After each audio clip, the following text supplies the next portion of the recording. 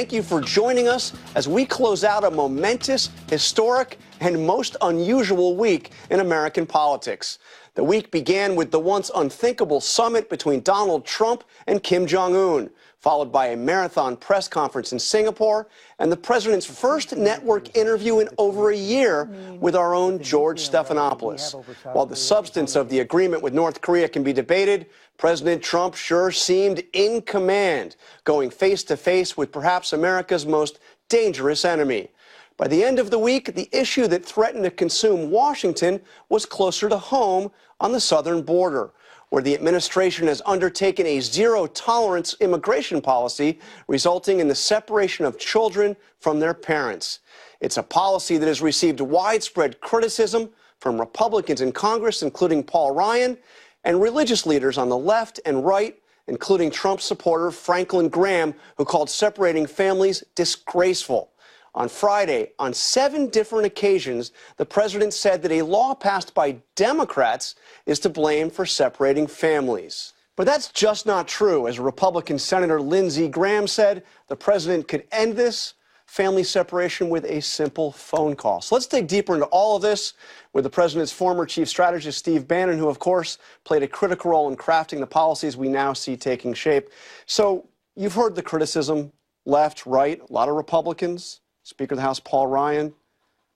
How do you justify this policy? It's zero tolerance. I don't think you have to justify it. We have a crisis on the southern border. Look, the elites in the city, and this ties into Korea, ties into everything that took place this week. The elites, the permanent political class in the city, want to manage situations to bad outcomes. And Donald Trump is not going to do that. He's just not going to kick the can down the road, whether that's China, whether it's tariffs, whether it's Korea, whether it's the southern border. We ran on a policy, very simply, to stop mass illegal immigration and limit legal immigration, get our sovereignty back, and to help our workers, okay? And so he went to a zero-tolerance policy.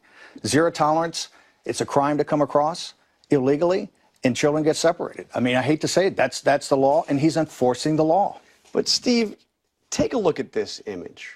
We have this image of a young child, 2 years old, facing the possibility of being separated from her parents. There were nearly 2,000 Jonathan, you have the human traffickers. This is a huge business now coming up from Central America. You're just going to exacerbate the problem.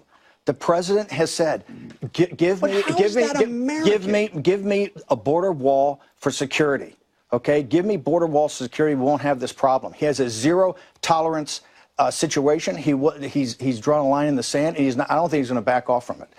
And by the way, I don't see the mainstream media, and I don't see the liberal left embracing the angel moms, those people that were permanently separated from their children because of illegal aliens that came over here and committed crimes and killed people. You're very selective about how you No. Steve, this is a U.S. policy. We are taking and separating these young children from their parents at the border. What about the morality of it? The morality is the law. They're criminals when they come across, okay, illegally, and that's why they're getting separated. By the way, if they're calling asylum, they're still going to the detention centers, although the detention centers are now full. That's the Obama policy right from 2014. So the children are criminals? The children that they are not, but the law, because of the consent decree, means that children cannot stay with parents that are being charged with a crime.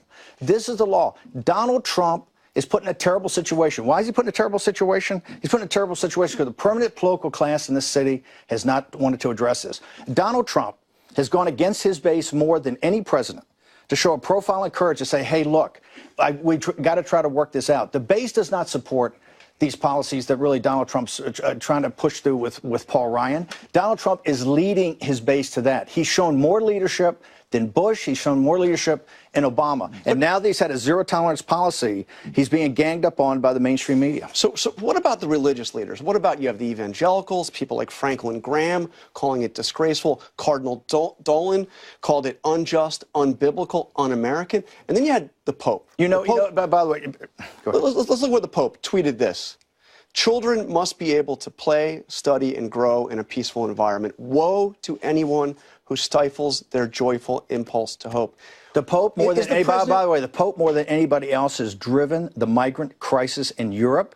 That's why you have a new government in Italy. Pope. The Pope, yes. Yeah, by the way, the Catholic Church, I've gone after Cardinal Dolan. Cardinal Dolan's attacked me. The Catholic Church is one of the worst instigators of this open borders policy, right? The Catholic, and I'm a Catholic. I'm missing Mass today. I'm missing Mass today, or going later with my dad to be on your show. I'm a Catholic. No, the Catholic Church is one of the big instigators in the open borders, and the Pope has been driving the migrant issue in Europe. No, so no. By the way, the Pope is not infallible when it comes to public policy, and that's a public policy issue. So I want to show you another image. This came from General Michael Hayden, who is the former CIA director. He tweeted this, obviously a photo of Auschwitz and Birkenau, saying other governments have separated mothers and children. What's your response to the former director of the CIA? Well, I don't believe in the deep state, but we'll get into this later. I think Hayden and all that crowd, Brennan, all of them. This shows you the over-the-top, anti-Trump, anybody but Trump, to demonize the President of the United States as a former military officer, completely unsatisfactory. And it's over-the-top comparison. This is a law, okay? The President is enforcing a zero-tolerance policy. We've got to get security on the southern border. He has not been given his wall. And I believe he's going to enforce this policy. So why does the president pretend that this is a democratic law? He's not pretending. Well, what he said. What he's saying, because for decades this law has been on the books. He's enforcing it. Who has gone out? And by the way, but Lindsey Graham's right. No, Jonathan. This is what I don't get. This is what I don't get about you. Who has gone against his base to reach out with amnesty for DACA? To reach out on everything he's reached out to for Democrats over the last 6 to 9 months, with people, the hardliners in his base, saying we can't do this, trying to lead us to some sort of compromise. All he's had is his hand smacked away the entire time. And now they're trying to demonize him. The whole purpose here is to demonize Donald Trump. And here is a guy that's shown more profile and courage than anybody in this issue, because you have the hardliners over here, right, the deplorables, and then you have the open borders crowd. Donald Trump is trying to reach a compromise, and all the Democrats have done. You call them the deplorables. Yeah, they're proud to be deplorable. So I've got T-shirts and ball caps. We're proud to be deplorables. So the president, the House is going to be debating immigration this week. Paul Ryan has got a bill. There are a couple bills under consideration. One of them would provide citizenship for the DACA recipients, a path to citizenship. Should that be supported by the president? The president is trying to show leadership. The president is trying to show he's president for the entire country. So you're not in favor of... No, absolutely. I believe that this bill and the concepts of these bills came up from people that thought we were going to have the tables run on us in November. This is the best deal that they could get. I'm adamantly opposed to these bills. I think any pathway to citizenship for DACA is unacceptable. And I believe when you look at the 4 pillars that President Trump, I think, is very magnanimously laid out. I don't think the 4 pillars are included here. And principally, so you oppose even having this path to citizenship? It would take years for the DACA recipients. Absolutely. Why is the president supporting it? Well, the president's trying to show leadership. He's trying to show that I can bring my mistake. Base. Is it a political mistake?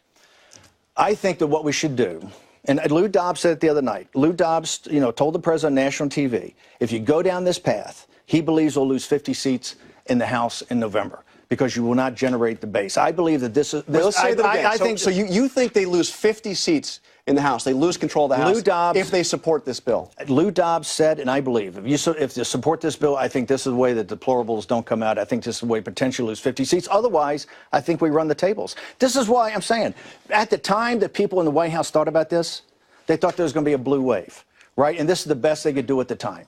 I strongly recommend that we just wait till 2019, right, to address this, because I think we're going to have a big November, and we'll play this from a position straight. And another thing, any bill that doesn't have E-Verify, we have to understand one thing, that this illegal immigration, the people that hurt the most are the Hispanic and black working class. It suppresses their wages. It destroys their health care. It destroys their school systems. We have an unemployment rate in this country of 3.8% right now. Is this really about jobs? Yes, it is, because wages are not increasing. We have to have the wages increase. And we don't want to continue to have the job. What about the wall? We don't want to continue to have the pressure of unskilled labor in this country that destroys the black and Hispanic working class. Once we get those wages up in agriculture and construction and oil field services, okay, then we can think maybe of a guest worker program. The thing to do now is to build the southern wall to basically... Okay, so the wall, Will Hurd, Republican of Texas, said this is a 4th century solution. How hard do you think the president... The 4th century solution, what worked in Israel and it worked in Hungary, When he says fourth century solutions, let's try I tell you, for Will Hurd, let's try a fourth century solution first. Let's try it first. And if that doesn't work... Okay, so how hard should the president push for this? Should he say no funding, government shutdown unless there's funding for the wall? I believe when the appropriations bill comes up in October, and really in September now, yeah. before when it's going to, I think it's 30th September, and I've said this for a long time. That's why I think people shouldn't go home for the August recess. You want to shut down over the wall? I would definitely shut down the government over the wall. Absolutely. Listen, let's get it all on the table. Here's the thing: President Trump's got a great saying internally when he's talking to you: no games. No games. We got to stop the games in the city. Okay, this is all games. This is a game to demonize him. This is the security and sovereignty of the nation. Okay, and we're not helping those people that are bringing the kids up in that treacherous journey. You're helping the traffickers that are making the money. Okay, this is not right for them. But it's the kids that you're separating from their children. It's not right for them, and it's not right for the working class in this country that is foisted upon. Okay, and we've got to stop the games in the city. So yes, I would say in September, if they have not allocated money for the wall, let's shut down the government. And by the way, on November 6th, let the voters decide. Okay, let's turn to the other big story here, the North Korean summit. So the president meets with Kim Jong-un, and he, in the process, has lavish praise for the person that's considered the most brutal dictator on earth. Let's take a listen. It's an honor to be with you. Very great honor. You trust him? I do trust him, yeah. So he's a very smart guy. He's a great negotiator. We got along very well. We had a good chemistry. Do you have any issue with the optics here? And you also had the American flag there right next to the North Korean flag. Once again, let's talk about political courage, okay? The elites and the permanent political class and the elites, look at the cards Donald Trump was dealt, okay? They have managed a process for unsuccessful outcomes for 20 or 30 years. This is all a subset of the geopolitical situation we have with China, okay? When Donald Trump came on board, okay, Korea and publicly disclosed thing has 20, 30, 40 nuclear weapons, has ballistic missile technology hit Tokyo, now the continental United States. China's built, 9 or 10 islands on Obama's watch and Bush's watch. Clinton, Bush, Obama, all failed. Donald Trump is handed cards, okay, with the inexorable rise of China and Korea, its vassal state, as a nuclear threat to our allies in the Northwest Pacific and the United States. That's what he's dealt with. And what does everybody say about Trump? Oh, he's an isolationist. He's going to go it alone, everything like that. He's done more for engagement in this process. So are you okay with that, though? Here's what I'm okay Saying with. He's honored Here's what I'm okay with. I'm okay with starting a process that is going to bring peace to the Korean Peninsula. I served as a naval officer in the 7th Fleet with the Korean Navy. I spent a lot of time in Korea. Sure you have. Yeah. Okay, the people there ultimately want to see an end to we haven't ended the Korean War. President Trump is trying to be a peacemaker. Okay, so, in that process, by the way, in that process, he hasn't given up anything. All he was this week was vilified. Vilified. And so Donald Trump, by the way, this is what obsesses me. He has to have the vision. He has to negotiate the deal. He has to execute the deal. He has to come home and sell the deal. On Sunday morning TV this morning, where is the Republican establishment on Capitol Hill? Where are Corker and all those guys flooding these Sunday morning shows? Why am I here?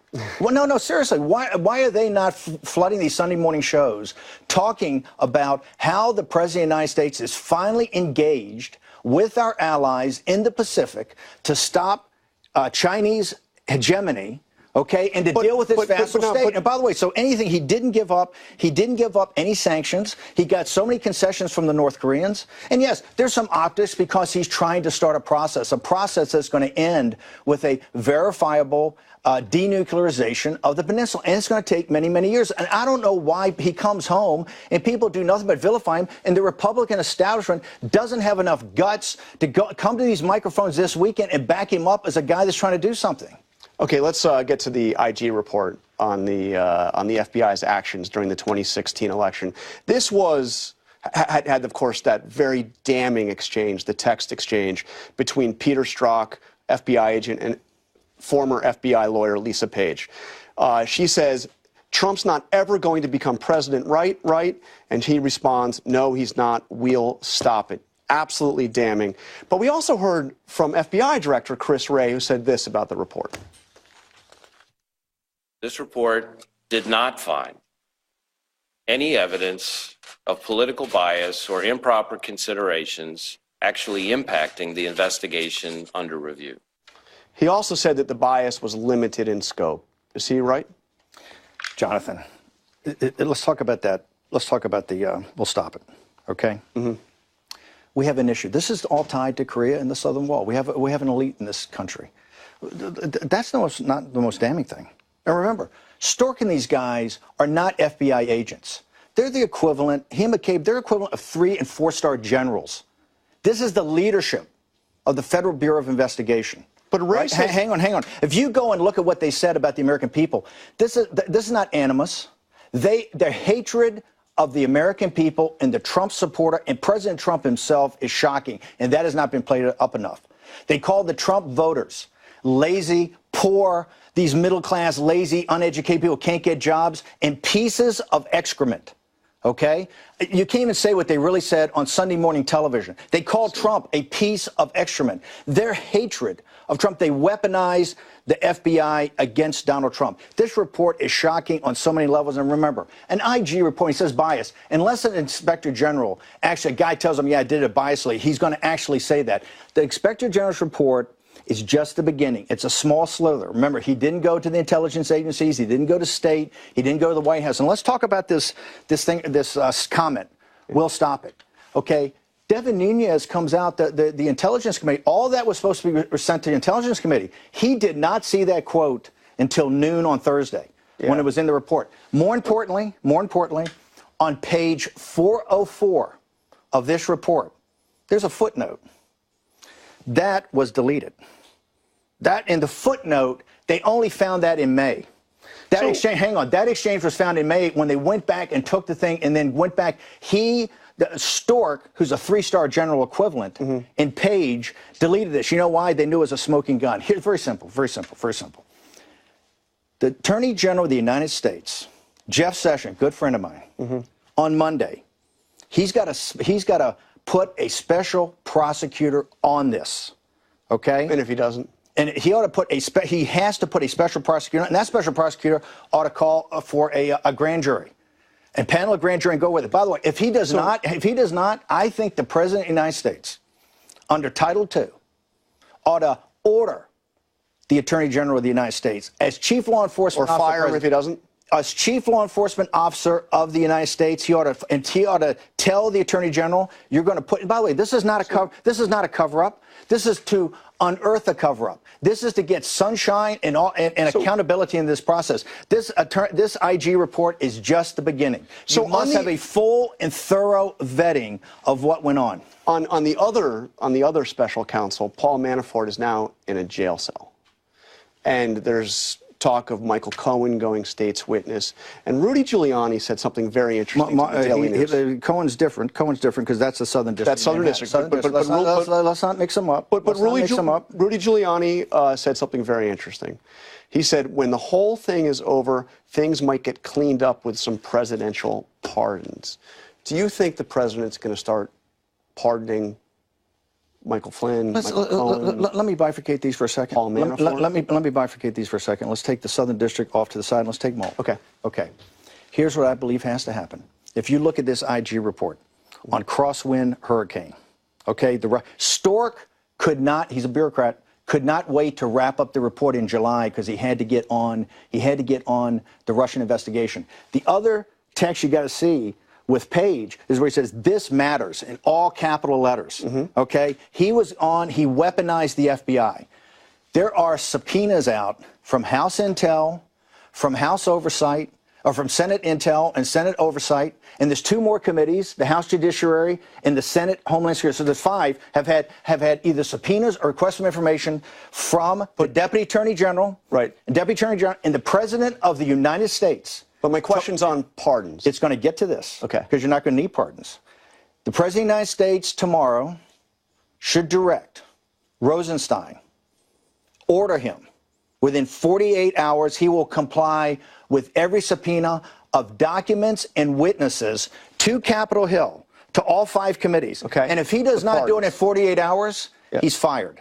Okay? And you're going to see, by the way, with the exposure of all this, as we go into it, we're going to get into the substrate and the foundation of the entire Mueller investigation. I've been an active participant in that. I've been there with Bob Mueller, and I'm not saying Bob Mueller is not a good guy. He's a combat Marine. Okay, I kind of admire him, but the underpinnings of his investigation, we have to go back and see how it started.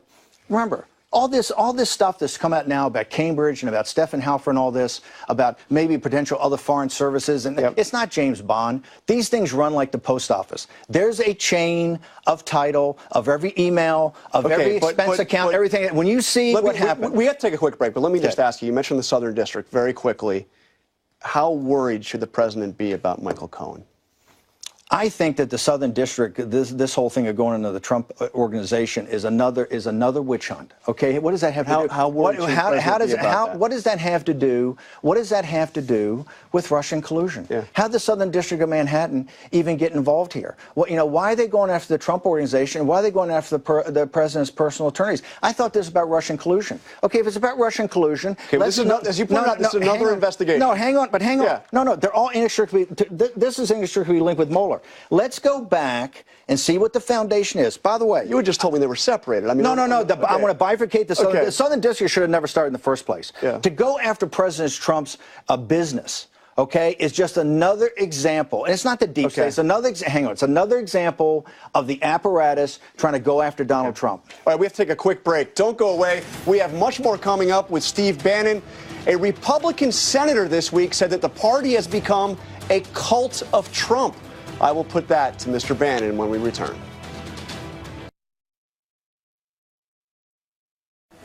I will never lie to you.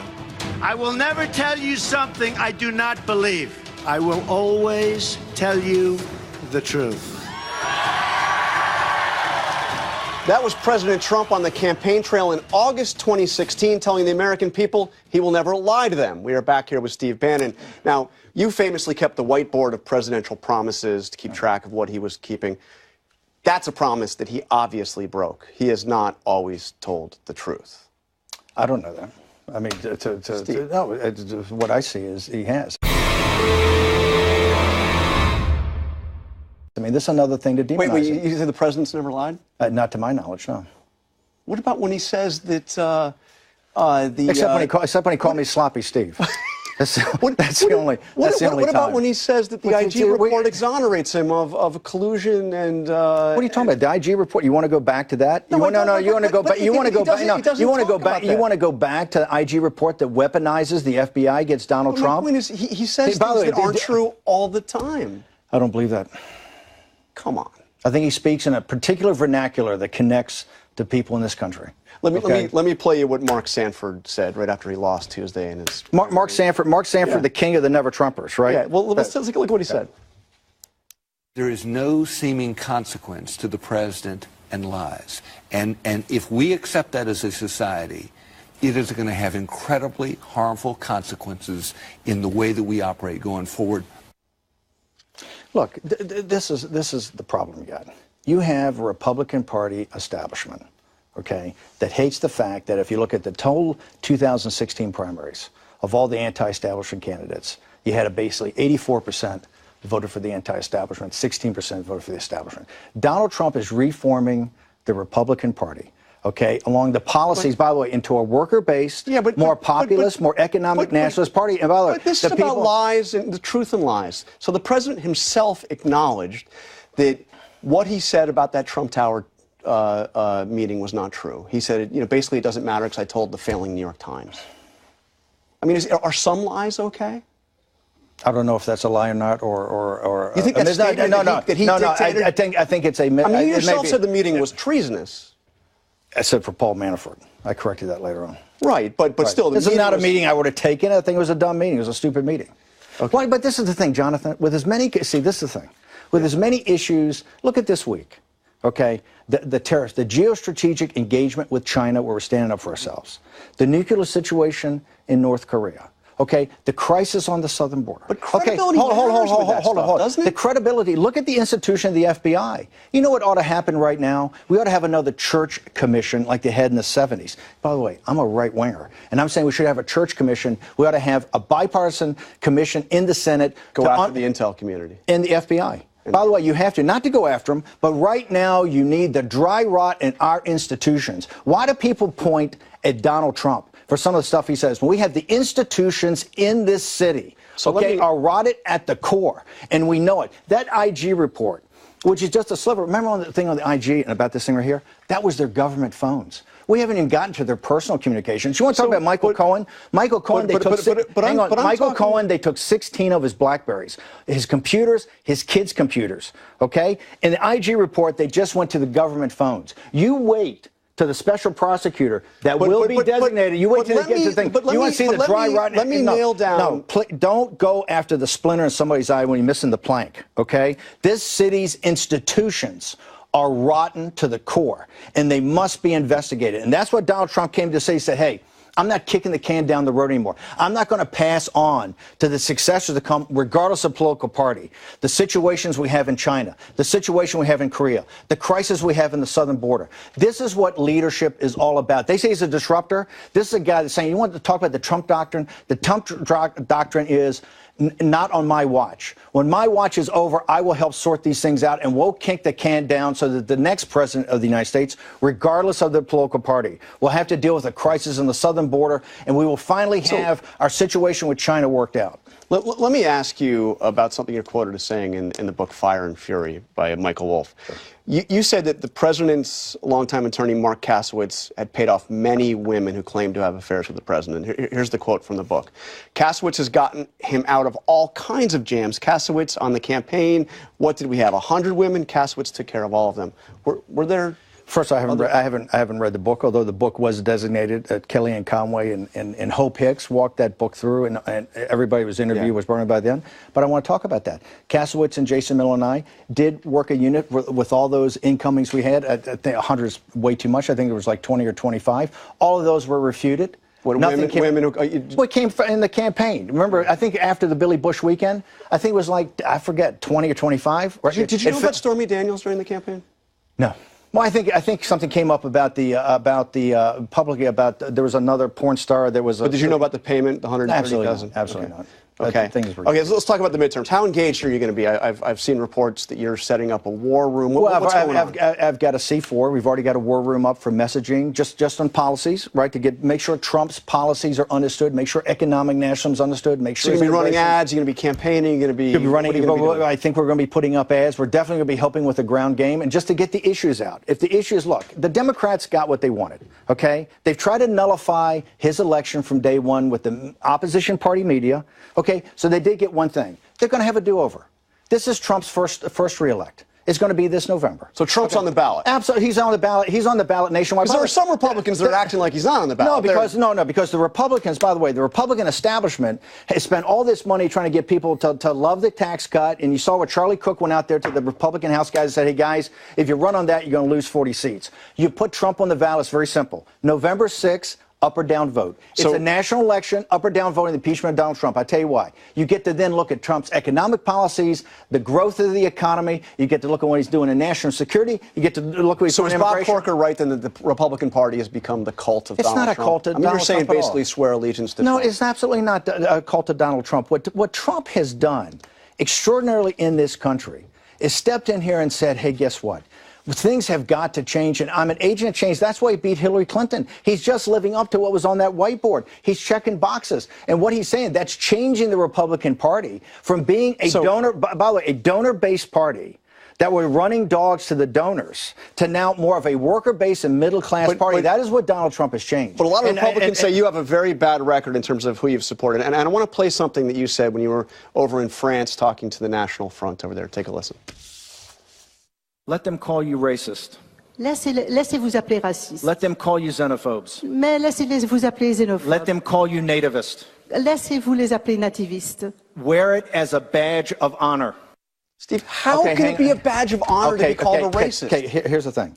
You walked into the same trap that BBC walked in, CNN walked into.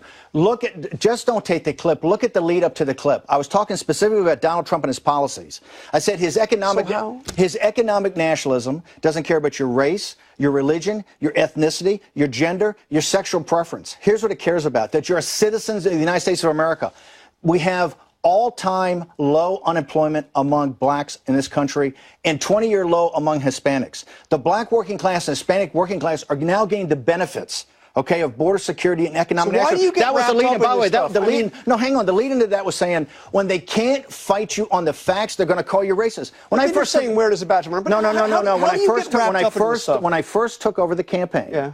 They said, oh, Trump's going to lose by 20 points. He brought this mad bomber in. He's just going to destroy his enemies on the way down. Hillary Clinton comes off the beach, off the Hamptons, and she gives her identity politics, white nationalism, white racism. And I said at the time, sitting in the war room with the guys, I said, hey, if she runs on that and we continue to press economic nationalism and jobs, okay, and bringing jobs back from China, we're going to run the tables on it, and we did. And that's, by the way, the lead up to that. That's, but by the way, the mainstream media, what BBC did and what you just did, you want to take the last 2 seconds. You don't take the lead up. Well, it's more than 2 seconds, and it's what you said. Martin Luther King, I want to realize, he would be proud of what Donald Trump has done for black and Hispanic working class, okay, I think there are a lot of civil rights leaders that would adamantly disagree with you on that. But let me, we're almost out of time. I want to ask you. Yes, sir. The president, of course, you alluded to it, called you Sloppy Steve. He said that when you got fired, you not only lost your job, you lost your mind. Right. Have you patched things up with the president? When was the last time you spoke to him? By the way, before I stepped in as CEO of the campaign, I probably talked to Donald Trump 10 times in my entire life. Yeah. Okay? I don't need to talk to Donald Trump. Donald Trump have you patched things up? Donald Trump is accomplishing everything he committed to the American people on the campaign that I stepped in as CEO. I couldn't be prouder of the guy. All he's got to do is continue to hit those marks on that whiteboard, and he's going to run the tables. You're not going to do an immigration bill from weakness. Are you No. No. No. By the way, I talk to him every day through the press and through the media. By the way, he's got too many guys he talks to right now. All he's got to do is listen to his own inner voice, and that's going to lead. Write this down. That's going to lead to an astounding victory in November. He is going to run the tables in the House, and he's going to pick up a couple seats in the Senate. All right, Steve Bannon, thank you for joining us here.